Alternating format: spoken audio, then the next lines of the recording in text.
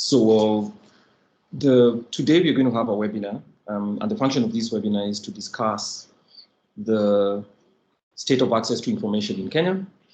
And the background to this is that it's been 5 years since the government of Kenya, rather Parliament passed a law on access to information, the Access to Information Act. Subsequently, the Parliament passed an access to information law, which of course the president assented to. And so it's 5 years since that time. Being 5 years old, it's time for us to take stock about how far we've come with access to information regarding the prescriptions of the law itself, whether it has modified behavior for public good, but also more importantly, because access to information is one of the rights that is explicitly stated within the Constitution.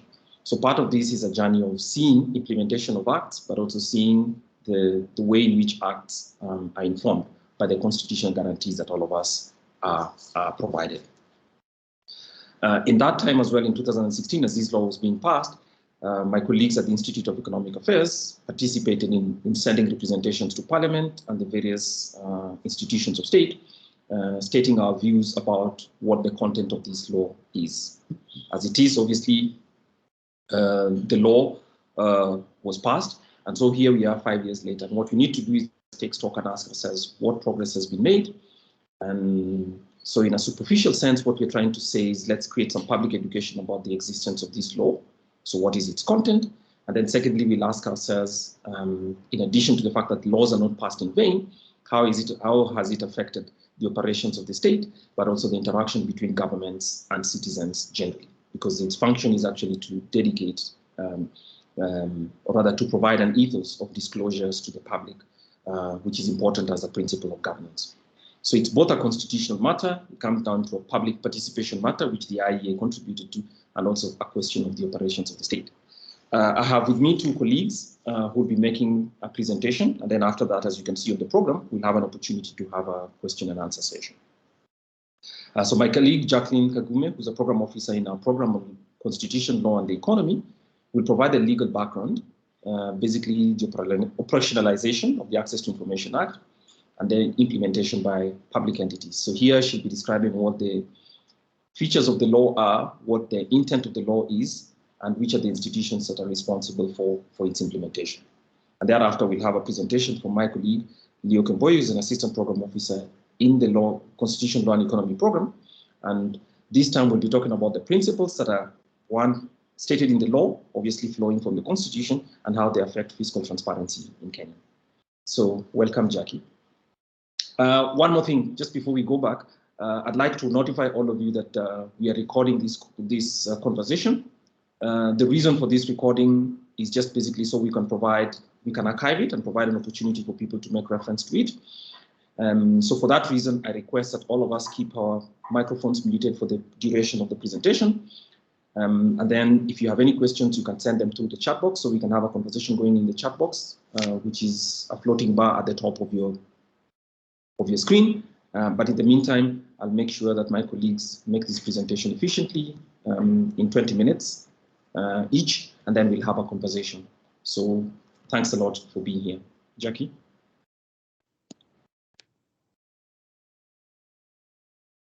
Thank you. Thanks, Kwame, and good morning, everyone. I'll be taking you through the first part of the presentation, as has been stated. And basically, this is a presentation that has been made by the Constitution, Law, and Economy program, and as we'll be basically taking stock of the state of access to information in Kenya, 5 years since the Act was enacted. So this is our outline. Let's go to the outline.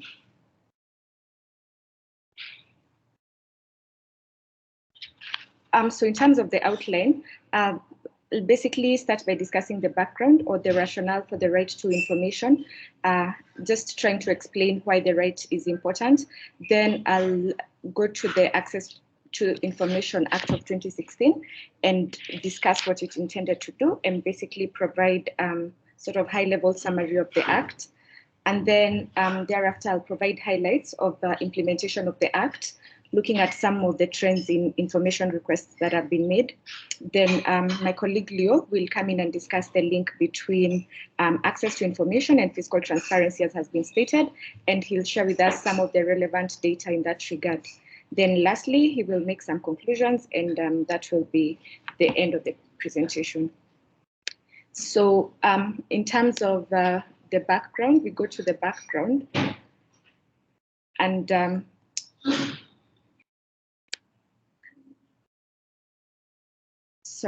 so we go to the background, and basically I'll just define why the right to information. So first of all, the right to information is defined variously across different jurisdictions, but the underlying principle, and this is just sort of context so that we are all on the same page in understanding what the access to information that now we'll discuss more broadly. So basically the RTI, or the right to information, is recognized broadly as the right for all natural and legal persons to seek access and to be able to obtain information from public and private bodies, the private bodies that are acting in a public nature.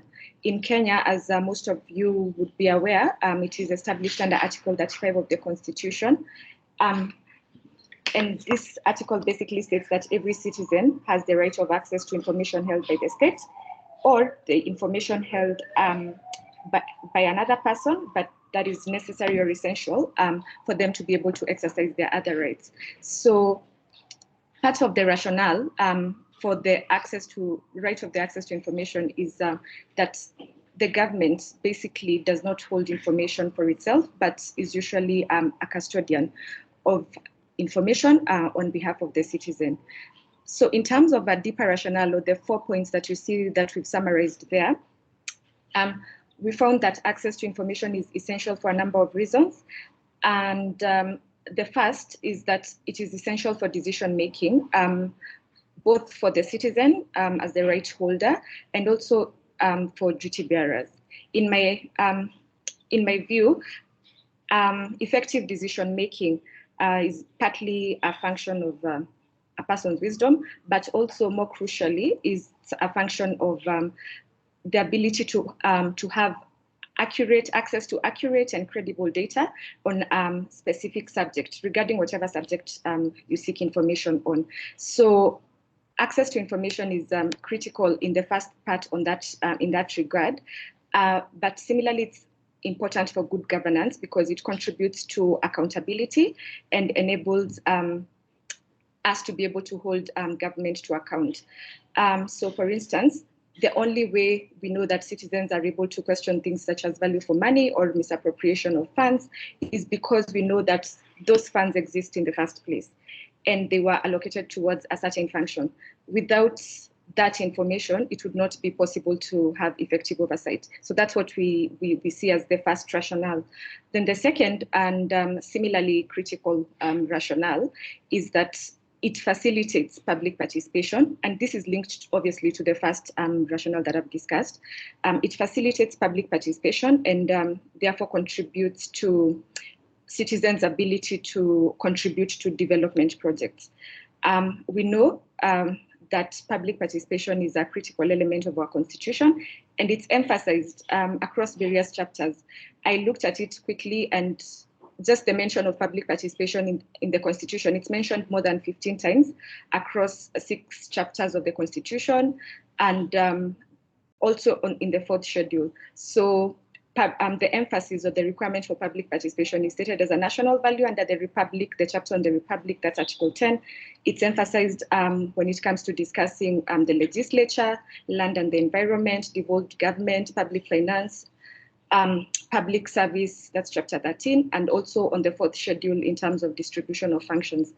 So the reason why I emphasize this is just to demonstrate that we know that public participation is just a very critical element of our constitution, and it would be impossible to participate in a meaningful way in any government decision-making processes or any of our democratic processes without access to meaningful information. So that's the second reason or rationale. Then the third one is a simple one, but obvious one, that it's the right of the access to information facilitates other processes. And for instance, trade. This is just simple, and the illustration that I'd give here is that to be able to conclude any transaction, for any person to be able to conclude any transaction, you rely heavily on the availability of adequate and accurate information regarding the goods or the services that you intend to purchase. So it's only if you have that information that you'd be able to make an informed choice. So in that way, it's part of the economic rationale of the right of access to information. Then lastly, the fourth is that access to information is an enabler of other rights. We've discussed here, this program has discussed here in a previous webinar on freedom of expression, that most fundamental rights are interlinked. And this is the same also for the right of access to information. So it enables citizens to be able to demand for their other rights. It also facilitates the enjoyment of other rights. For instance, freedom of expression it's very closely interlinked with access to information. The ability to demand or to enjoy your economic and social rights, as stated in Article 43, is also dependent on access to information. So you only know that you have this right because you have the adequate information. Then also equality and freedom from discrimination. And this list is not exhaustive. It basically enables or facilitates enjoyment of other rights. So basically that's the rationale. Then we go second now to look at the Access to Information Act of 2016. And the Act was passed obviously in 2016 by Parliament and assented to in August of 2016. So the date of commencement, as indicated in the Act, was the 21st of September of 2016. And so effectively, as has been stated, it's been in operation for slightly over 5 years now. Then based on that broad rationale for access to information laws globally, the purpose, our analysis of our Kenya access to information law, we try to summarize the purpose into 5 broad goals or purpose, and these are listed before you. And the first is obviously that it establishes a framework for the regulation of access to information in the country. Then it also provides for the procedures for seeking information. So how exactly is a person supposed to go about making an information request? In what instances should government and public entities disclose information proactively? It provides that. So yeah, basically it makes a requirement or creates the duty for proactive disclosures. And this is in terms of certain categories of information. Then it also, the Access to Information Act also provides for oversight and enforcement of the right. So it creates an implementing body and assigns oversight roles to that body, and that's the Commission on Administrative Justice that I'll also mention in a few minutes. Then it also provides for complaints and appeals procedures, and basically creates the offences and penalties that are related to various breaches around the various breaches that would be related to the right of access to information. Then next, in terms of now more details, we look at the summary of key provisions of the Act. And so the Act, it's not a very long Act. It's only about 29 sections in total. So we did not highlight all. Yes, it's actually 29 sections. We did not list here all of them, but what we have here is a summary of the main provisions of the Act. So in terms of understanding the main principles of an Access to Information Act, so the main ones for our Kenya Access to Information is what we've listed here that we thought we'd like you to be familiar with, for those of you who are not. So the first is obviously the establishment of the right to information, and this flows obviously from Article 35, 1 of the Constitution. But in terms of the Act, Section 4 of the Act now restates what Article 35 provides. And here, the Constitution provides that it mentions that a citizen. Every citizen has the right of access to information. And there was quite a bit of debate in terms of what a citizen, who is deemed or defined as a citizen for purposes of this act, even during the formulation of the act, because the strict interpretation of the word citizen was seen as a bit limiting. So the act provides in the interpretation section that the citizen means any individual who has Kenyan citizenship, but also a private entity that is controlled by one or more Kenyan citizens. So the specifics are provided under that section. And then the other thing that we thought we'd bring to your attention is obviously the limitations of the right. So the right of access to information, as important as it is not absolute. It's subject to limitations in line with Article 24 of the Constitution, and therefore the Act itself provides or details some of the exceptions or some of the limitations that go with the right. So the ones that we summarize here as listed as the exceptions are various disclosures, and these are disclosures that would undermine national security, those that would impede the due process of the law, disclosures that would be said to endanger safety, health or life of a person, those that would lead to an unwarranted invasion of privacy, certain disclosures that would prejudice an entity's commercial interests, and this is including intellectual or violate intellectual property rights, and also disclosures that would infringe on professional confidentiality. So this list as well is not the complete list. If you can get the further details on the specific limitations, because it's written there broadly under Section 6 of the Access to Information Act. Then the other thing that the Act does, or the other key provision that we thought we'd highlight, was the assignment or the designation of information access officers. So who is termed or deemed as an information access officer for a public entity. So that's listed under Section 7 of the Act, and it's stated here that the chief executive officer of any public entity is the information access officer for that institution. However, the section also provides that he or she may delegate that function as necessary. Then the other critical pillar of the Act is it provides or establishes the processes or the application for access. So how this would be done. So that's in Section 8, and it provides that an access to information request may be done in writing, or should be done in writing, and should be in English or Kiswahili. So different access to information laws in other countries provide differently. There are some that actually even recognize an application process, an oral application, as being a complete process. So for ours, the specifics on the application process are listed under Section 8, and that is what we've specified here. Then the other part is on the timelines or for processing application for information requests once those have been made to an entity.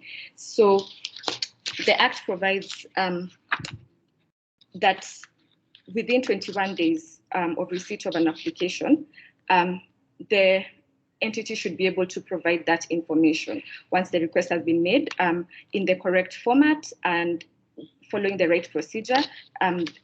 Receipt of a response should be done within 21 days. However, there is an exception. So where the information sought concerns the life or the liberty of a person, then the institution is required to provide that information within 48 hours. Then the other thing that we highlighted was the fees related to access to information requests. So the Act provides that the entity that is requested to provide the information should only charge fees that do not exceed the actual costs of making copies of that information, not the cost of production of information, but the cost of making copies of that information, and where applicable, the cost of supplying them. So again, different jurisdictions have different provisions for this, but this is what our law says. and the intent of this is that the fees should not be so prohibitive as to deny or to limit a person's ability to access that information. So what is termed as reasonable is the fees of copying and facilitating the supply of the information that is requested. Then the other thing that is important under the Act is the Oversight and Enforcement function. And here, this is listed under sections 20 and 21. And as I'd stated, the body that is mandated to provide this information is the Commission, and to oversee and enforce this ATI requirement is the Commission on Administrative Justice. So the CAJ has other functions. It's an Article 59 commission, and it's also established under the Commission on Administrative Justice Act. And it has part of its responsibility in terms of responding to complaints and investigating other complaints. It is assigned the role of overseeing the implementation of the Access to Information Act. So for more details on the various procedures and the review processes and so on and so forth, it's listed under this Act from sections 20 and 21. Just complementary to their roles as established in the CAJ Act.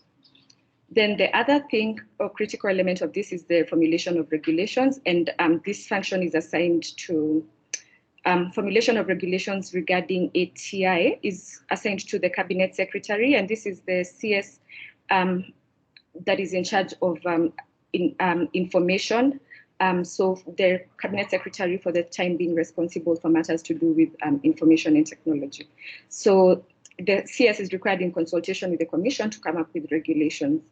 Then lastly, the other thing that is a critical part of the legislation is the offences and penalties relating to the Act, or the offences and penalties relating to breaches of that Act. So sections 18 and 28 both provide for various offences. Again, what I've highlighted here is not the exhaustive list, but just a summary. So there are offences relating to disclosure of exempt information. So where a person discloses what is categorized as exempt information that is deemed to have committed an offence. Offences by information access officers, either where the procedures have not been provided properly, or there's breach of certain processes, or wrongful denial of information, so that the information there is also elaborated. Then we have offences related to a recipient who seeks or requests for information and then alters it and makes that information public. So if you've made a certain request for information and then in your subsequent communication of that information, you alter the information, or you conceal some of the details, or you misrepresent that information, then that is termed as an offence, and there are various penalties that are assigned to those offences. So that's a very broad summary of what the Act entails, and I hope by the time we leave this, if any of you have not interacted with the Act, by the time you leave this, you'll remember that there is an Act that enables or allows you to request for information from any public entity, and in some instances also private entities, and those are the procedures, and that's what that is what you are entitled to as a citizen. So the next, we go now to implementation of the Act, and this is we looked at to be able to get this information because we were trying to find out how the Act, how the implementation of the Act has been done 5 years since it was enacted. So we looked at the total number of access to information requests that have been made to the CAJ, and they normally produce an annual report. And so we looked at various issues of their annual reports and compiled these data. So in terms of the total access to information requests that have been made, this table here represents the actual numbers. So the total number of information requests received is at the bottom, but the top there is basically the requests for information that have been disclosed. So from 2017, we had 22,440. That's increased in 2018-19 to 4,300. And then in 2019-20, we see the big jump of up to 130,000 information requests. So that that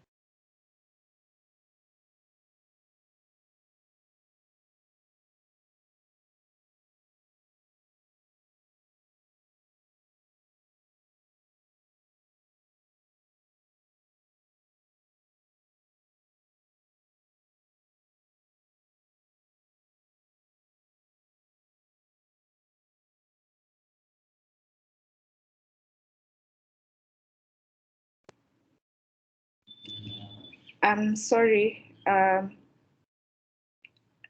sorry. I think we have a challenge, a bit of a challenge with our internet, but I hope I'm back. Okay. So, in terms of I was talking about the total number of requests that were declined. So I've talked about the ones that were disclosed. So that shifted from 93 in 2017-18 to 124 in 2018-19, and lastly 21 in 2019-20.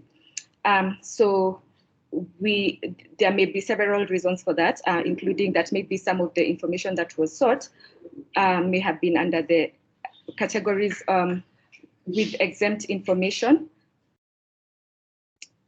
categories of information that is classified as exempt. That may be one of the reasons, but it's one of our recommendations is, again, there is need for proper breakdown of all these informations, because the report, if you look at the report as is, the report by the CAJ, it's classified very broadly. So more details should actually, we find that more details should actually be provided in these reports. Then the requests of information that were received and transferred to different entities, that is the trend in the numbers. So we had 93 in 2017-18, moved to 107, and then to 173. Then the requests for information that were not acted upon by the time of the end of the reporting period of the most recent report that we looked at was 85. So we had 29 in 2017-18, 21 in 2018-19, and 85. So then in total, all these requests, those disclosed, those declined, those transferred, and those not acted upon, the number has moved.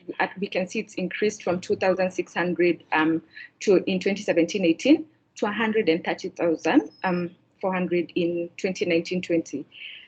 I know someone will ask why the big jump, or why that huge increase. And I think if we go to the next slide, we see that obviously there is an increased uptake of access to information, and one of the reasons obviously could be that, yes, the Access to Information Act may be playing a facilitative role in enabling people to be able to make those requests. It could also be any other number of factors, maybe that would have contributed in that period, including maybe requests related to land matters. But it's an issue it's something there that needs to, we can check and find more details on if we were able to disaggregate the nature of access to information requests made. So with that, with proper data regarding all those requests, then we can be able to see where the bulk of the information requests came from. So in this slide, on the increased uptake of access to information, we can see that in terms of percentages, the growth there, looking at the total number of requests of information, access to information requests that were disclosed. So we saw that the number moved from 2,400 to 4,300 to 130,000. So in the first year, it was a growth rate of 78%, and in the second year, there was a growth of 2,890%, which is a big leap. Then the other thing is we see a growth of cases not acted upon. So as much as we see a growth rate in the number of information that was disclosed, we also see that some of the cases not acted upon, even though that number does not look that significant, it is notable because it moved from 215 in 2017-18 to 252 in 2018-19, and then 279. And so the specific reasons for the cases not acted upon would be subject of our further research as our as a program would look to be able to find more details on what reasons were provided. But for purposes of this first presentation, this is what the data showed us. So I end my presentation there. Then my colleague Leo, I invite my colleague Leo to take us through the second part of the presentation, now linking, after the legal background and the background that we have in terms of the numbers, now linking access to information and its facilitative role on fiscal transparency. Thank you.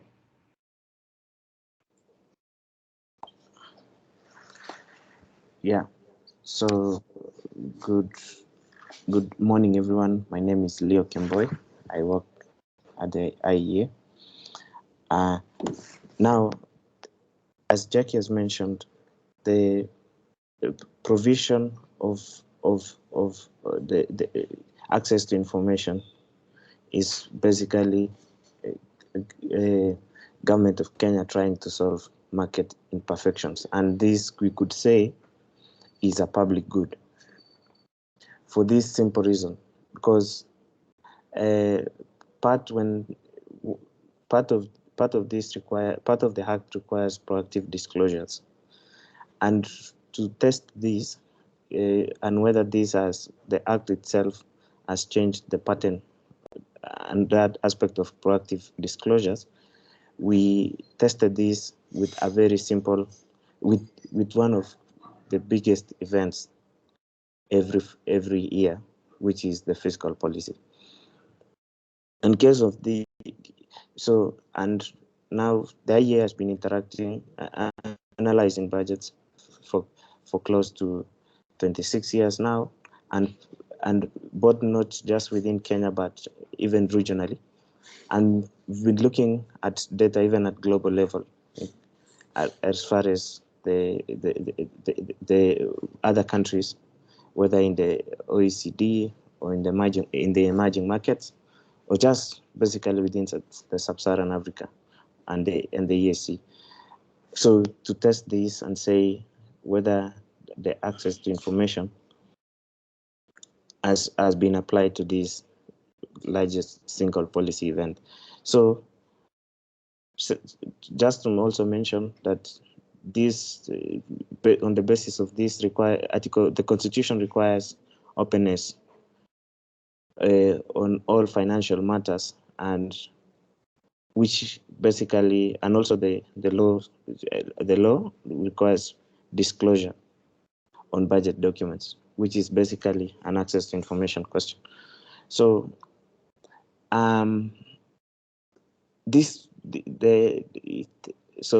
so the access to information allows for other things to happen, such as accountability, just discussions, because basically without the budget documents, you'll not be able to analyze and give a picture on what exactly is entailed in the fiscal policy. So that is just to give the background. So to set now, so at the national level, we try to look for based on our own evaluation. There are three things that are very important for the national budget, which is basically the fiscal reporting, now the forecasting and budgeting, and then the fiscal risk analysis and the framework. So on the right side shows the table Kenya's performance on the three budget questions, and there's a small key on the left, which is a rating, which shows basically the level of practice. The red shows that in terms of fiscal transparency, which is access to information, which is an access to information question, it has not been met. And then the yellow part shows that is basic, and then good, and then advanced. So basically, if you look at along the three major budget questions, most of those, what is marked in yellow shows that most of Kenya's budget questions, most of the budget fiscal policy disclosures are basic, which means that if you would rate from 1 to 10, you'd give it an average, so or even 40 to 50%, and this would show that basically that much of the disclosures are not are not that advanced. So some of the things include, in terms of so for example, one of the things that the IE has been working on is fiscal forecasting, and now the question of, for example, the budget unity, which is if you have expenditure forecast and on the other side you have revenue forecast, your projections on both of them should tie up together. But if you look at the long term, and there's even literature published regarding this, there's even a presentation that was done last year, that part of it is that the reasoning behind that disclosure on budget unity has not been sufficient, based on, and those reasonings, those things have not been given. So overall, then, so the timeliness, what Kenya does very well is statistical integrity, and that is a good thing, which is basically those numbers have not, the numbers as reported are not made up. Another one that has been given good, also advanced, is public participation, which is basically the national treasury, the national treasury, the budget framework, those steps all through from, like at present, there is a call for comments for the budget policy statement for 2022, 2023, for the 2022 budget policy statement, and it started from the sector hearings all the way, and it will go throughout. So part of it is that those are some of the things that Treasury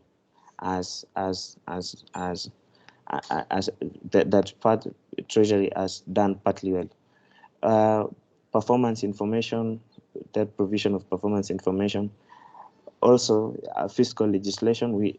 Those are, in terms of using that fiscal legislation, is something that we have. Our budget is extensive. The grounds for, whether it's from the PFM, whether it's the regulations, they address almost all the key concerns.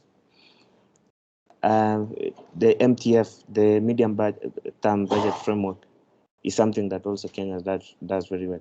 Some of the things that Kenya has not met is, one of them is fiscal policy objectives, which is, like, for example, I can give a very, in terms of transparency, like, there are several contradictions regarding this. Like, for example, this year, Kenya adopted the fiscal policy, fiscal consolidation stance from 2018, but ever since, we've seen the budget going up. In terms of transparency, like in terms of access to information around that is not something so that one shows that in terms of, and that one is also still reducing. The arrows show that those are areas that Kenya has been reducing. So you can see for budget contingencies, it's also reducing. It's now good. It was good from reducing from advanced to good. So part of it, and the IE has made its voice on this. So in terms of budgetary contingency, the Parliament and National Treasury have kept the contingency fund at 5 billion for a very long time. As long as, for me personally, for the few years I've done this policy work, I can remember that the contingency fund has remained at 5 billion for as long as I remember. And however, the magnitude of the risks generally to fiscal policy risks have increased, like in terms of fiscal policy risks related to allocation have increased. Like now we have a pandemic, we've had droughts consistently, like 2017, 2019 delayed rains, 2020 delayed rains also, 2021 we have this almost 3 million households in 25 counties having problems. So these are things that, in terms of disclosures and access to information or related to this, Treasury, Kenya has not done very well. Treasury and Parliament, because those are institutions tasked with this. So you can look at historical revisions. Our budget credibility, in terms of this, the access to information around this has been a major problem. Now, what we know, the political economy problem is that revisions, fiscal policy revisions are being used as ways of reconciliation, so that expenditures are made. It's not targeted expenditures that revision is done before an expenditure is made. But nowadays, that has been the concept. Even they had last year, we had a budget revision into the new financial year, even when the new budget had been passed. So that one shows. And in terms of summary assessment, overall, it's basic. So some of the solutions. So this data is from the Kenya Fiscal Transparency Evaluation Update 2020 that was done by the International Monetary Fund, and it covered several aspects of fiscal policy, just showing the transparency, that transparency and access to information, and what is being done well and what is not being done well. And I think if access to information is to work, this is one area that access to information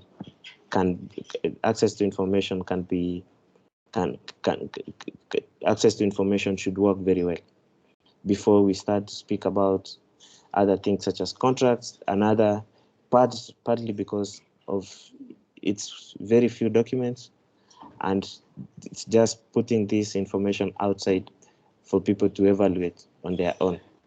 We've looked at, for example, I can give an example. This year we looked at the budget for Uganda, and it's amazing that for them, that one of the things that they have is a dedicated budget, a budget website that reports budget data in long format and across so many areas, and even the same for South Africa, so that if fiscal policy evaluation moves away from trying to find budget data, but looking at now those specific details.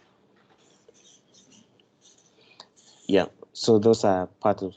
So some of the things that were made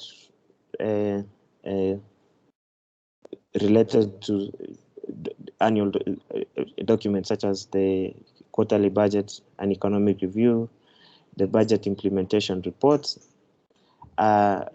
meeting timelines, publishing summary tables, presenting summary of statement of expenditures in a program format, so that once you're able, if you provide a program-based budget, those programs should be evaluated on that basis, that this is the expenditure that those programs have undertaken, and then publishing consolidated financial statements. And this is one part that that National Treasury, they are published, but the analysis because the law requires that for entities tasked with fiscal policy to publish and publicize. So the key word here, the first word is publish, where most institutions meet, they meet that aspect, but publicize. And then also as an access to information question, the scope and what is queried. The reason why most of this is in basic format is which is marked in yellow and red. Most of it is marked in yellow and red, is because of the scope. Publishing and publicizing that data. So, and then partly I can speak to one of the most important things is the annual debt reports. Part of it was to improve an analysis and discussion of risk and risk mitigation measures. For example, some of the risks that one of them is like the currency fluctuations. What we are seeing now, that this kind of information is not publicized. Published in the that analysis is not part of the annual debt reports, and this is supposed to help everyone from the lawmakers all the way to citizens, and including think tanks like the IEA, to looking into these kind of issues. Then issues of interest rates, refinancing risks, and then so those are some of the things that were raised based on how to strengthen that fiscal reporting. Because once that reporting is done, this is part of just evaluating, because the access to information law requires that state government institutions make proactive disclosures. And part of this, so fiscal policy and just the general management of the economy requires that all these documents are published in a way that would provide meaningful information. So for that access to information, for that proactive disclosure component of access to information law to be met. So across all these, you see major problems, like for example, consolidated financial statements. One of the things that most people, it's not known, and it's an access to information question, is the pension fund, the actual liabilities from the pension fund, and this only it has to be disclosed using those actuarial valuations, so that you're able to get to know the actual financial, the actual risk that the taxpayer faces from the pension fund. The pension fund, just like the public debt, it makes part of, and the salaries of the constitutional office holders is the first charge to fiscal policy. So providing that data in a way, that disclosure, data in a way that satisfies the access to information for people to be able to make judgment whether that. So it's a variety of things, but generally it shows that our fiscal policy disclosures is basic. It's not at good. It's not at good or an advanced stage. There are things that are being done well, and there are things that are not.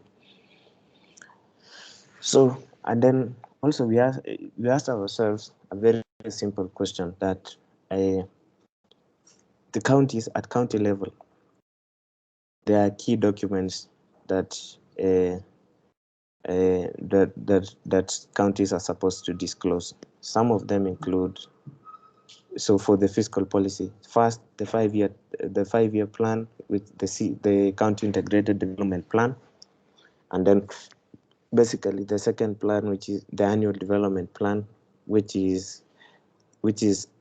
sets grounds for the fiscal strategy paper, for the fiscal strategy paper, and the review outlook paper, which now would be used to make appropriations, which is the program-based, the approved program-based budget, and which would give rise to the line estimates.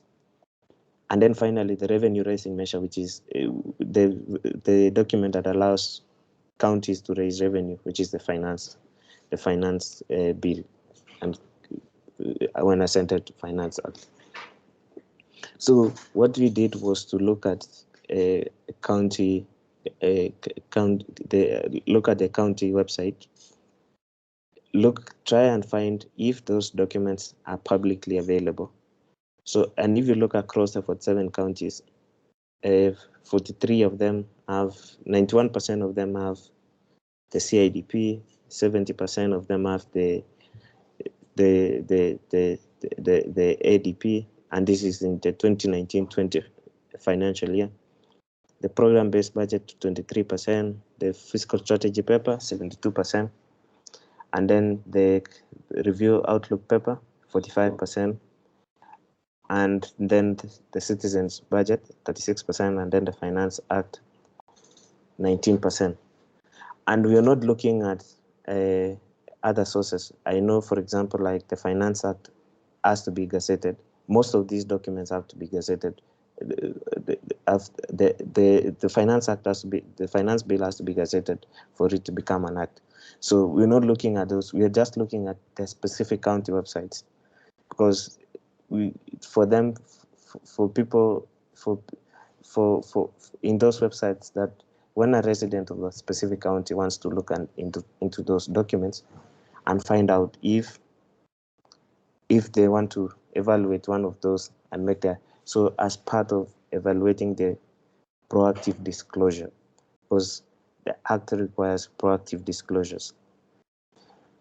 So, and that's the overall picture. If you look at the top 10, the top 10 counties, those only 6 counties have all those documents listed, and then the rest have 5 documents. The rest 4 of them have all the 5 documents, which are publicly available on their websites. So this just to give an overall view, and access to information partly for people who are working on accountability, residents who just want to see if those specific issues have been met. And it also feeds back to public participation, because for you to be able to allow public participation to happen, it means that these documents have to be publicly available. And this gives just a rough picture of those issues. So in conclusion, that's the overall picture of the national and county governments, national and county in terms of fiscal policy. I know in terms of fiscal policy, and which is basically the two. For national, the evaluation was more detailed and looked at across so many things, not just the fiscal policy, but also reporting of that data, financial reporting, and many other aspects. The county part is just basically direct spending and the taxation measure, and then just the summary of the top 10 counties as a way to demonstrate the example that this very important this very important issue, the access to information. So one of the things that we noted, and this is from the ATI Act has facilitated proactive disclosures by public entities, and this we mean we based on those numbers, based on that growth, that growth, and it ties back to that the increased demand, because of ATI requests, the shows that there is more demand for this for access to information. And legislators, I think the failure to disclose public information is actually is a reflection of how effective the legislation function, both at county and national level. So that the creation of the Access to Information Act was only supposed to cover those.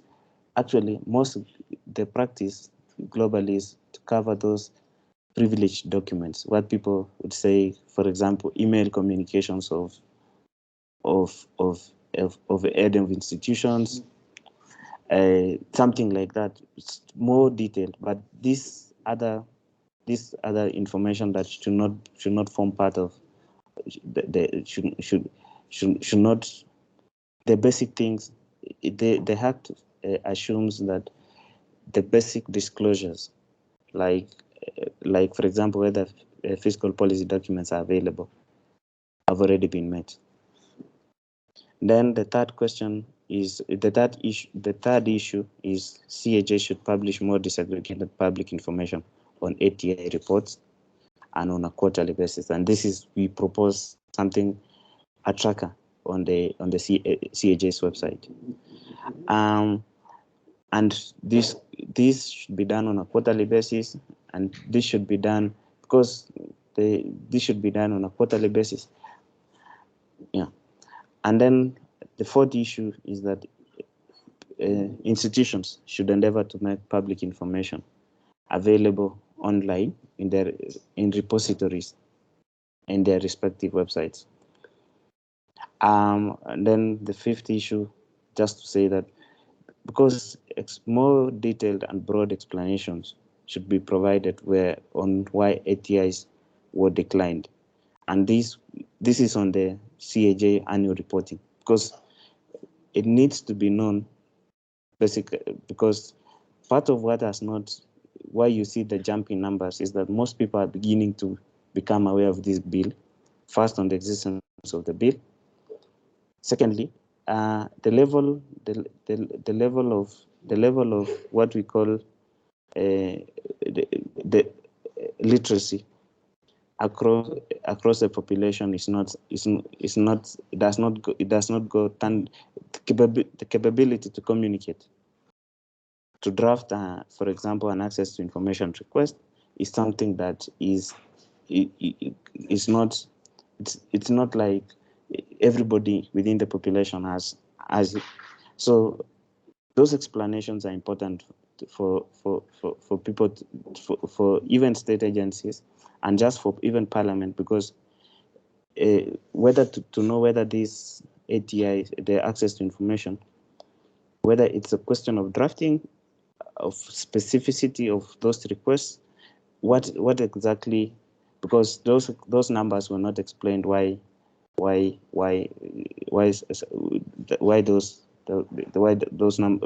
were declined.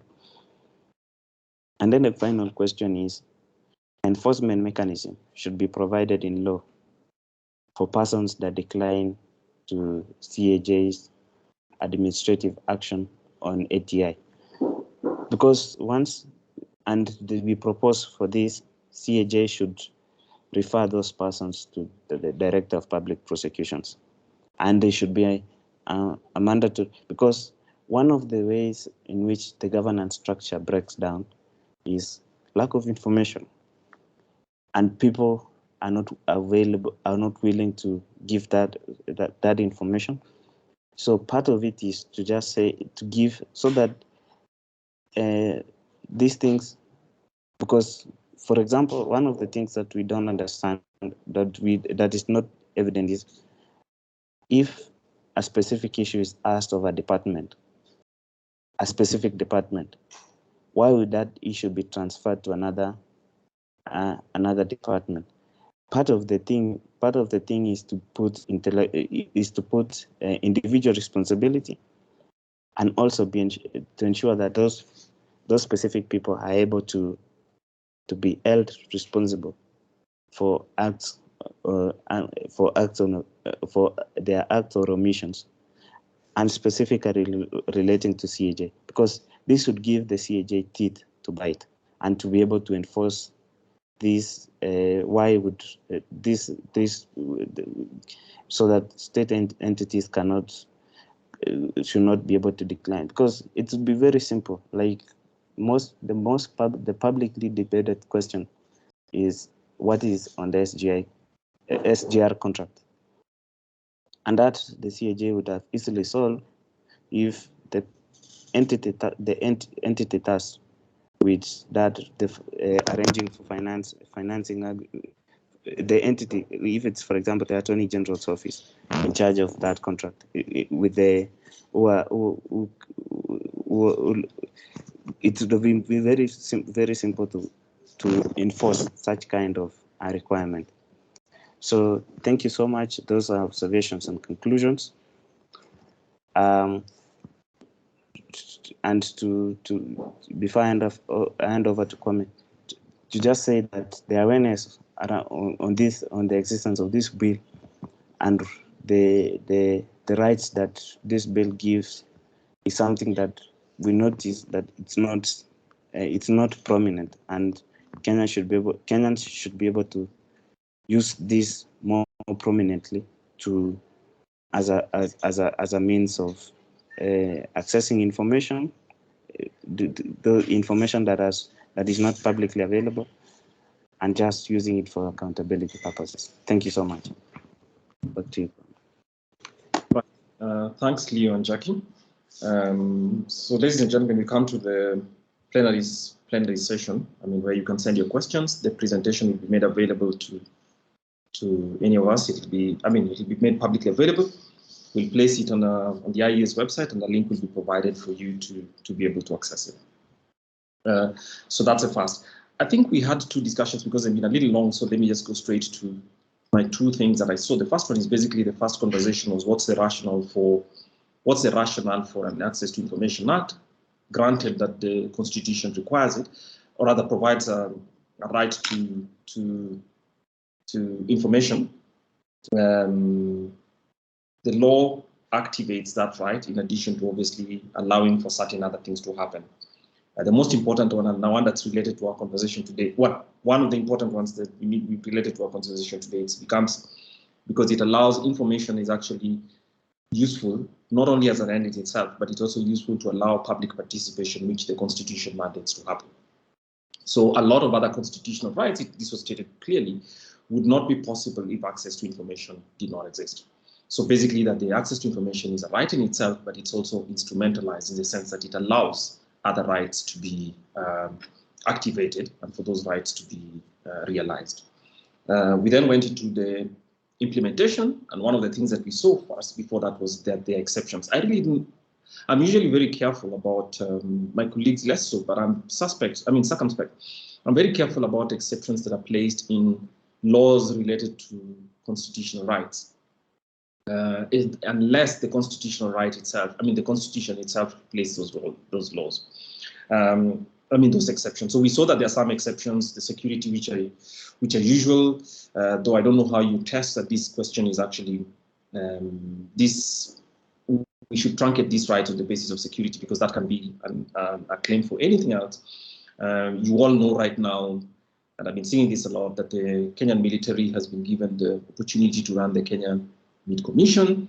If, for instance, I was to go there and try to find out something, and because it's being run a military man, would it then become a security question or a security installation? So I'm sure that those exceptions are actually worth exploring much further, and I'd like my colleagues to explore that, to actually think about those things, because the assumption that because an exception exists of security, therefore means it is justified, in my view, is something that we should debate.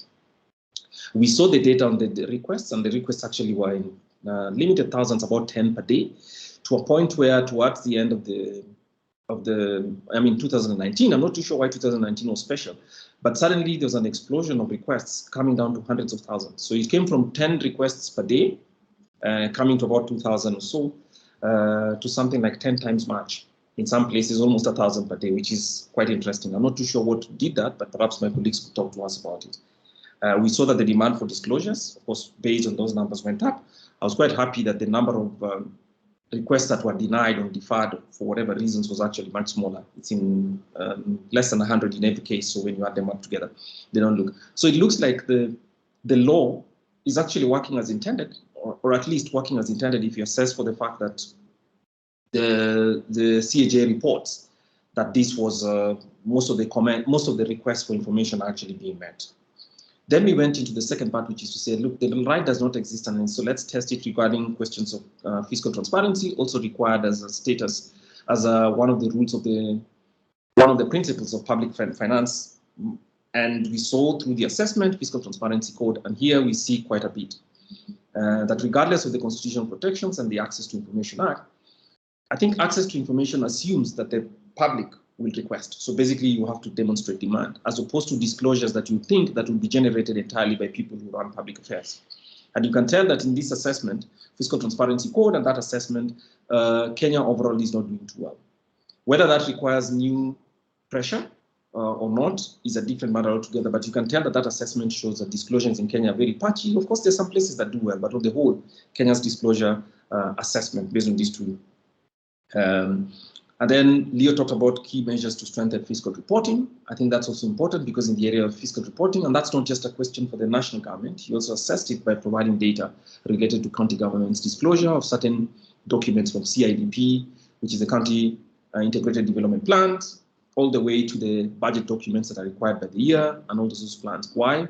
Because public access to them is assumed to, is not only necessary, but actually necessary to enable the public to, one, to hold government accountable, but also that transparency is useful for public to actually speak about the quality of public services and to see those public services being provided. So I'll try and sum it up in that way. I'll ask us, there are a series of questions up here from Afibian. I don't know whether my colleagues Leo and Jackie will look at them, but in the meantime, before that happens, I'd like to open up for discussion, so for questions and answers. So ladies and gentlemen, the audience, please, you can raise your hands, and as soon as I see you, I'll call up to you, and then you can unmute your microphone and your camera and ask the questions. Let me have that before we go down to the questions that are in the chat box. Does anyone wish to ask questions directly to Jackie and Leo? Anyone? Anyone in the audience? All right, it seems people are hesitant. So let me go now to ask the questions from the chat box. I'll just read them out. So Jackie and Leo, the first question comes from Fabian, who's our guest, and he asks, under oversight, where does the Office of Data Commissioner fall? I thought this is the office to provide oversight, not ombudsman. So I think Jackie and Leo would have to provide us some clarification, because between data protection laws and access to information and what it means. I think Fabian also asks an important question, I hope I pronounce your name correctly, which is, let's bring into focus the difference between private and public data in light of this act. That's true. Most of the access to information law presumes that that data will be available within the public sector. And my view is that that perhaps is where the focus should be. And then he asks, who discloses the data to the CAJ, the agency or the requester? So that's another question. And then Felix Roy says, I think Section 6 guides more on privacy, though without specification on the level of privacy. So Jackie can comment on that. And then Afibian asks, what is the remedy or what next steps on cases not acted upon? Yes, some kind of follow-up. And then I'd like to add as well about the fact that, yes, this is self-reporting. So very, very impressive. I think based on the numbers that were disclosed, I think there was an explosion of cases to more than 100,000 in the year 2019. I don't know whether Jackie and Leo have any reason for why that happened. It's all a good thing. I think it's showing that the law was timely and it's important. But the second one is, what does the CAJ, which is a Commission on Administrative Justice, consider a closed case? Is it that they've sent a response, or is it that the data was made available, or is it that that data is made available not only to the requester but also to the public, so that it's verified that all that. So I'm not too sure what they consider, because their clearance rate seems to be pretty impressive. So let's start with Jackie. You'll pick any of the questions that you'd like to, and then you can respond to it before we go down to Leo. Okay. Thanks, Fabian and Felix, for those questions. So I'll start with your first question, where you talked about the Office of the Data Commissioner. Where does this fall? And you said that you thought this is the office that provides oversight, not the CAJ. So there are two separate offices. So I'm not sure. I suppose the Office of the Data Commissioner you're talking about is the one that is established under the Data Protection Act, which is separate from this. And so the Office of the Data Protection Commissioner is basically established, I think, under the Data Protection Act. So in terms of oversight for the Access to Information Act, specifically, we have Section 20 of the Act talking or assigning that oversight. Just give me a minute. Yes. So actually, the titling of the whole of Part 5 of the Act, of the Access to Information Act, talks about conferment of the Commission of Oversight and Enforcement functions. And then it begins by stating that the Commission is hereby granted powers of oversight and enforcement of the Act. So enforcement of the access to information in Kenya is assigned to the CAJ, but I think what you're referring to is the role of the Data Commissioner under the Data Protection Act, which is separate from this. And I hope that answers your question. Maybe specifically, I can also add that, so the Commission, I stated earlier, the CAJ has other functions, not only access to information. For purposes of ATI, they are required to designate one of their commissioners to be an access to information commissioner with specific responsibilities of performing the functions under the Act. So that's how you distinguish the oversight functions for ATI under the ATI Act, and then the separate office under the Data Protection Act. So that's the first one. Then regarding private and public data, so I will say that the Act is not has not expressly defined privacy, and that's a concern, and it's subject to interpretation by different entities. Specifically, what privacy refers to. It defines public records. It also defines personal information, but specifically on what constitutes privacy, it's not very elaborate, but rather I believe it would be subject to interpretation. And the only challenge with these exceptions, especially when you rely on something as broadly and not as clear as the term privacy, is that some of the exceptions can be used in a way that disadvantages or denies or limits the right inappropriately. So it's a concern. It's something that should be looked at, but it's not explicitly provided for. Then you asked who discloses data to the CAJ. Is it the agency, or is it the requester of the information? So basically, the Act actually makes provision for reporting of all public agencies. So they're required to provide reports. All public entities are required to submit reports annually to the CAJ. And so this is a requirement for the public entities. However, so when it comes to a person who is requesting for information, the request that they can make to the Commission is either for review of a decision that has been made by a public entity, say for instance an entity that denied them the information, or any other decision that they were unhappy with. So that's their interaction with the CAJ. However, the provision of those reports in terms of what information access requests have been made and implementation of the ATI Act, what progress has been made by an entity, those requirements are assigned under Section 27 of the Act, where entities are required to report to the Commission. Then the next question was, so what is the remedy or the next steps in terms of the cases that were not acted upon?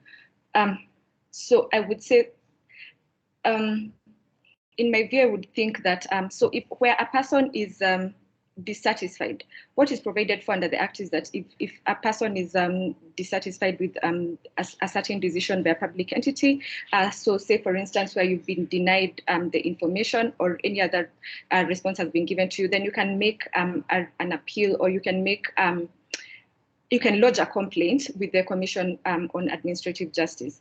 So I would say that where your case was not acted upon, the remedy, the immediate remedy I would say would be to lodge a complaint, and then subsequently, if still dissatisfied with the decision that is made by the Commission, there is also a provision that one can then appeal to the High Court within 21 days of receipt of the communication by the CAJ. So those are some of the mechanisms in terms of the next steps. I don't know if there's one that I haven't mentioned, but I think Leo can add as I look at the others. Yeah, so just to mention on the one on public information, what is defined as public information is very easy. That it's information prepared, owned, used, or retained by a public agency, and it could be it's everything. The scope of on this is not limited. Of course, that's the reason why people bring exceptions, and the exception, as Jackie mentioned, that is in the law, is because of those confidential purposes, that if a person's life, health is in danger, those, or if for confidential purposes, if it's security issues, and what actually and that's the reason why all these requests are processed by the CAJ, because they look at those considerations. And perhaps maybe one of the things that needs to come out clearly is that the intention of the Constitution is that it's not supposed to be limited, especially public documents, such as if it's about fiscal policy, if it's about information related to use of public funds, it's about questions related to they're very, very, especially on those things that would consider public interest issues, which are at present hidden. But now, those are things that are considered public information. Just to add on the question asked by Geoffrey on the question of public participation in counties, and and also the question asked by so for me, what I think personally is that things that are not issues that are not acted upon, for question asked by Fabian on things that are not acted up on, cases that are not acted upon. I think first, the enforcement mechanism, if it's the public agency, the head of the public agency declined, that those are issues that should be referred to somebody who can take action of consequence, because I don't think that this should go back to or Parliament or other places. It should go to somebody who can put that individual responsibility, because the Bill of Rights, the way the Bill of Rights is like the backbone of the Constitution. And anything mentioned in that chapter stands out evidently.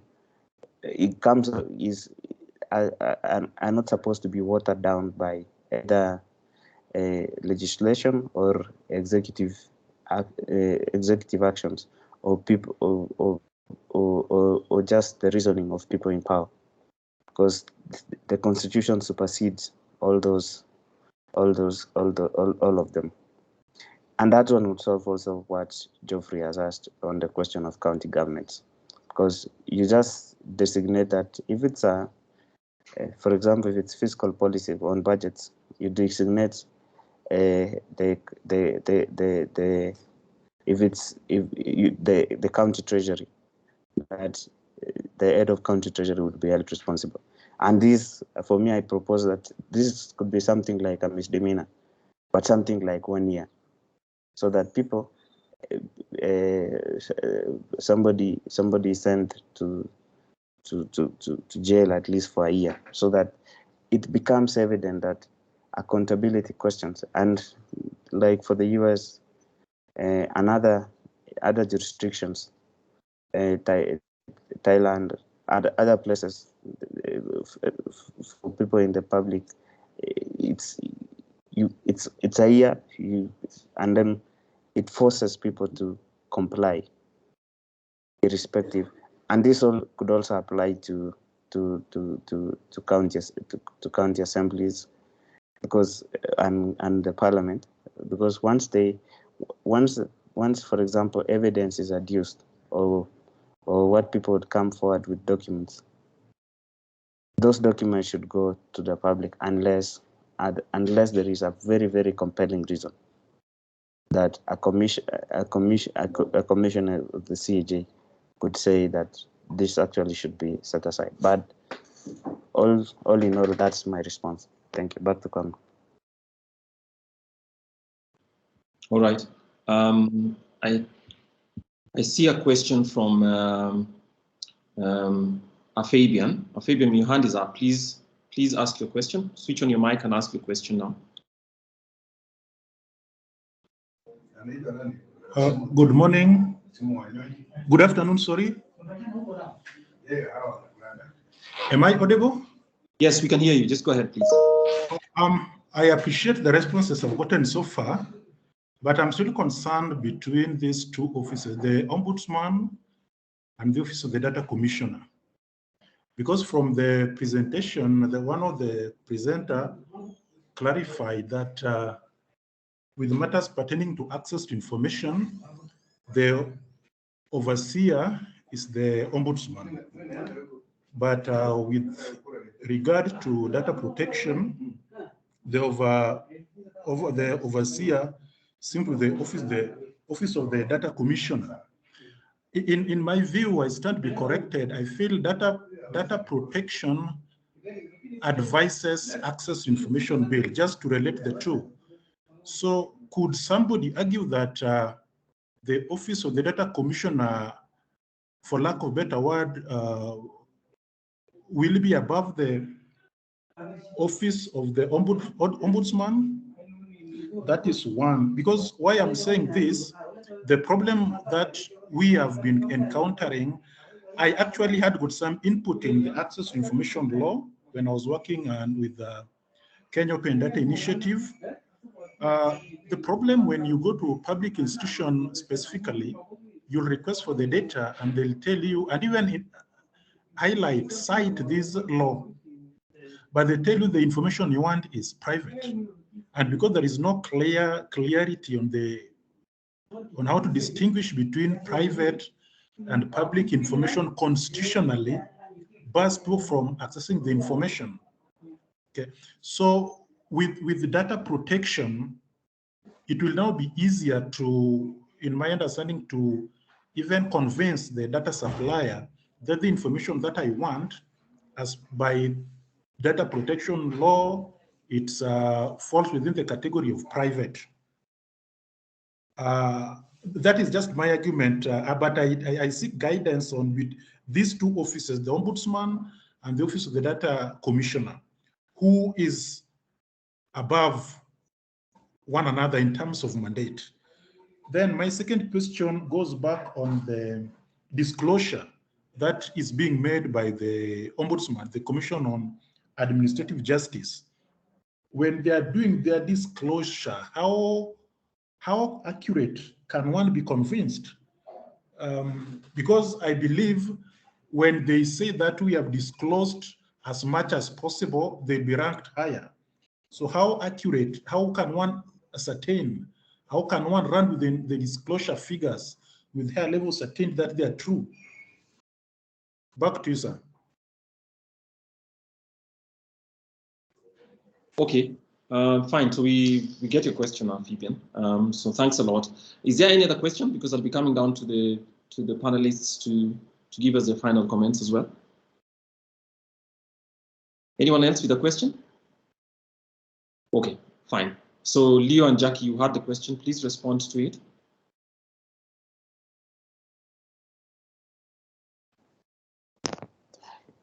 Yeah. I think the what is declared, our constitution determines public, what is public and what is private. Article 260 defines, for example, what is considered a public office, a public officer, and of course, and there are other several provisions that speak the use of what is a public entity, and a public entity is the one that uses public funds. That kind of I think that one is the definition of what is public and private information is clear. Is clear, because even the Access to Information Act mentions what is personal information, and those things such as personal identifiers and the rest of the things. But the actions, for example, if I'm a public officer and I write an email, or if I'm a public officer, I draft a memo, that's public information. The level of what is considered a constitution, for example, like for example, defines national security, Article 238(1). And if you look at what is considered national security, the threshold has to be so high that what we hear just from general media reporting and everything else is not considered as private or privileged information. Because, for example, if you're buying a jet, globally, once in jurisdictions like, for example, the US, once you buy a jet, that information would be, when the public entities buy, for example, like a jet, that information would be put out publicly in a database. So you cannot. That is not something to claim that for example would be privileged information, because it's not. And the privileged information, they are reasoning. There are various steps that that are taken for that to be considered privileged information. So, and I agree. One of the things that I agree with Fabian is that this issue has to come through, has to be enforced. It's an enforcement, because once we raise these issues for the CAJ, because the CAJ, for CAJ to close those loopholes and what is considered public or private. And that's why part of how to consider if it's accurate or not is because the CAJ should have a mechanism that if those, because there are offenses on uttering false documents and the rest of it already existing in the Kenyan law, but the CAJ should be able to, I think, and even the law should be rethought around this, so that, but there is a provision already, like what Jack explained, that what happens if those public officials are able to make false declarations in that disclosure. In terms of CAJ and Office of Data Protection Commissioner, I think for the purposes of access to information, they play different roles, because there are other entities to protect the privacy and that. So, but generally, the CAJ, the Ombudsman, is a constitutional commission. Article 250. They come their way ahead in terms of structure, because even in Article 1, the constitutional commissions are mentioned. Office of Data Protection Commissioner is a creation of the Kenyan law, the Kenyan law, but I don't think they have a function in protecting public information. They could protect private information of those public officers, but in the issue of just disclosures related to ATI remains at the purview of the CAJ. So CAJ should be able to make those based on the reading of their function in their function generally in the Constitution, of handling, of being a bridge between different different arms of government, between government and persons and individuals. They should be able to make that decision. But there is nothing that a data commissioner would be protecting in terms of a request, for example, for disclosures, especially relating to public information. So that's what I think Jackie can because even that issue of protection that people that protection influences data access, that is a decision that a constitutional commission like the CAJ can make a decision. But it's just disclosure relating to this public information. Yeah, because and the way even the Act itself defines public information, public information can be stored even in any, well, it can be held by public or private or private bodies. Okay, thanks, Leo. So just to add to what he stated, he asked, Afibian asked whether the Ombudsman, the CAJ, should be ranked in terms of hierarchy, if it should be considered as being lower in rank to the Office of the Data Commissioner. I would not think so, absolutely not. I think Leo has provided part of the reasoning to that.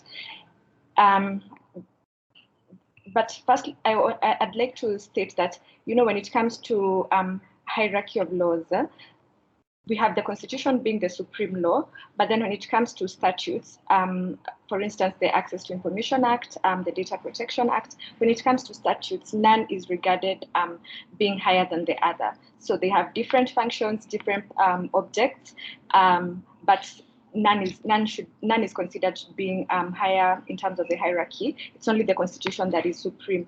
And if we take the deductive reasoning that the Constitution is supreme, and yet we know that the CAJ is a creation of the Constitution, while the Data Protection Commissioner is a creation of an act, which is, in terms of hierarchy, is below the Constitution, then my argument personally would be that it would be the opposite.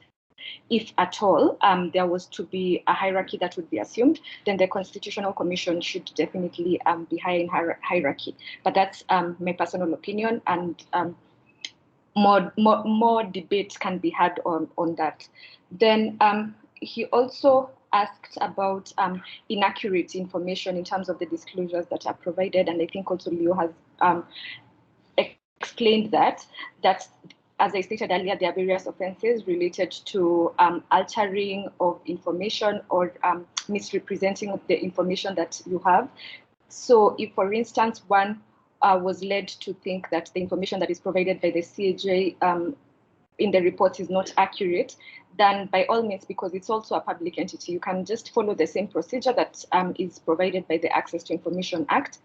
Make an information request regarding the data that went into putting those reports together, interrogate the information yourself.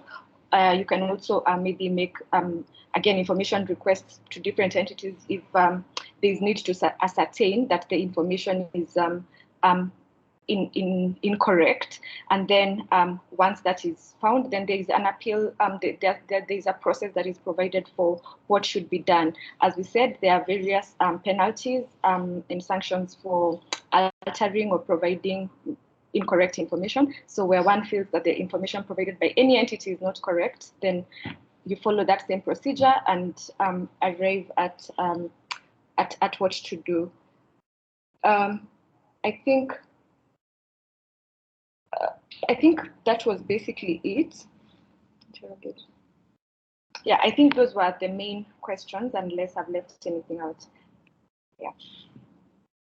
All right. Looks like we don't have any other questions here. So what we'll do is just ask you each, Jackie and Leo, to give final comments and tell us what are some of the things we should watch out for as we look forward to CLE programs, but also to continuing the public education and obviously exploring implementation of various provisions of the Constitution.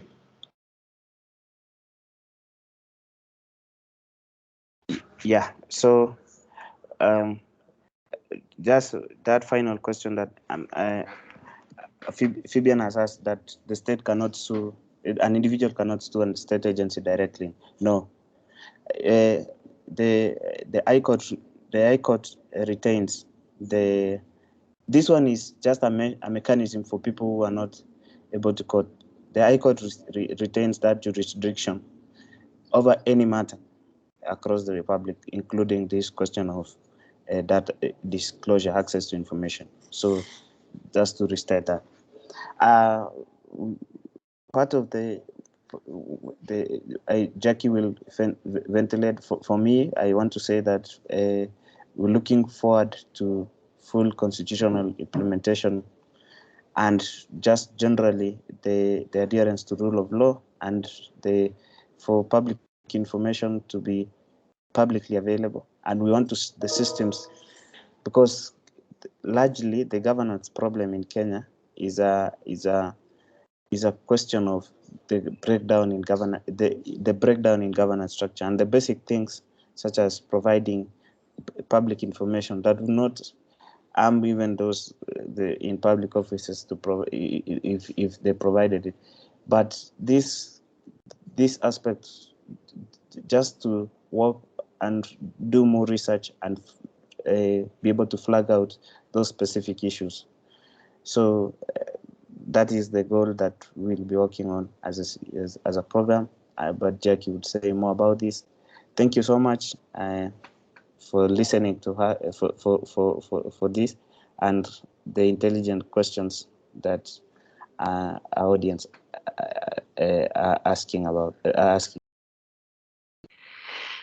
Okay, thanks, Leo. And I'll just reiterate what he has stated, that for us, we see it as a step in the right direction, that yes, we have a constitution, and most of the provisions that are made by that document are being implemented, and the access to information law is a good example. So going forward, without overstating the importance of the law, because we've already stated, and its contribution to development of strong institutions, we can only hope that it continues to be implemented, and the regulations that are supposed to come out of this act continue help in increasing the use of the act and basically supporting the rule of law, as Leo has said. So in terms of a way forward, the CLE program will continue to hold such discussions. We had a similar one in terms of discussing the freedom of expression, just to elaborate and to educate our members on the various laws that we have and the link between the laws and the economy. We hope that this has been useful, and we plan to have several others in the same line, several other discussions, to convene other discussions in the same line, and we hope that you'll be able to join us subsequently. So thanks again for listening to us, and we will share the presentation, and any other questions that you might have, you can send them to us directly. Thanks. All right. Okay, I think to my mind, I have two comments. One of the first is just basically on the substantive questions, which is The Access to Information Act, every time I get an opportunity to peruse it, one of the things it asks me is, it gives me a definition for who owns information in the public domain. I mean, who owns information in the public sector? Whose information is it? And I think the Constitution wanted to address the asymmetry, because I think oftentimes some government bureaucrats behave as if information that is generated by government or comes from government interactions with people belongs to the government and it should be issued at its discretion. I think the Access to Information Act wanted to advance the provisions of the Constitution. In my view, it went substantially forward, but not as much. So I think the discussion around who owns that information and its disclosures and reducing the exceptions under which the discretion of officers exists to actually deny that information or to truncate the amount of information that exists is a remaining debate for us to carry forward. That's a first. The second one is, I think, the instrumental value of access to information, of information and the rights that the Constitution gives us are important. Nevertheless, we need to distinguish between information in the public sector on the one side and information in the private sector. So in the private sector, I think those could be designed by contract or could be designed by contract. In the public domain, I think the access to information law and the Constitution read together are only protections. And then finally, I guess the discussion about who supersedes who in the question of information, I would be very reluctant to accept that the Commissioner of Data Protection would actually, whatever the role is, whatever the correct designation for this person is, would actually sit above the Constitutional Commission set up by the Constitution to manage, access to information. So that's the thing that I think for us to bear in mind. Nevertheless, we are seeing the connection here between when people hold information and how it is protected and made available so that our rights are protected on the one side, and the other about making sure that people have access to information for the 4 reasons that were cited to us. But in the question of data transparency, fiscal transparency in general, regarding disclosures on public spending, which is a big budget question, I think there's a lot to be done, and my colleagues have just issued that. So we must not go home thinking that just the passage of the law has made it clear. I think in using that law to dissect what the state of affairs is, we still need to know disclosures around government. And it's not just at the national government level, at the county government level, disclosures around debt. Kenya's debt in the public domain is still not securely understood, partly because they are all manner of estimates. So the debt register has not been issued. I think disclosures on government contracts have not been issued as well. So open contracting, all these, when you put them all together, tells us that there's still a lot of work to do. Nevertheless, I think laws and the stability that they create through institutional mechanisms are appreciated, and continuing to take stock about what the Access to Information Act has done is one thing that's useful for us. We are glad in our own small way we contributed to that, and the law is here. I think it needs to be improved, or the operations of government institutions responsible for articulating but also for implementing it needs to be improved, all with reference to the Constitution itself. So I thank my colleagues Jackie and Leo for putting forward this session and helping us to learn and to debate these questions. I think the debate continues, but the most important thing is to understand that the real value of information for the functioning of democracy must never be understated. So ladies and gentlemen, have a good afternoon, and we are thankful for taking your time to sit with us for this discussion. Remember, the IEA is an organization with members, and for that reason, we ask you to go through our website and explore the possibility of becoming a member. We'd like to build a better membership, bigger and deeper membership, and allow you to participate either as panelists and also in addition to advancing public discourse and new knowledge around the new area, around Kenya's economic, legal, and constitutional challenges. Thank you and have a good afternoon.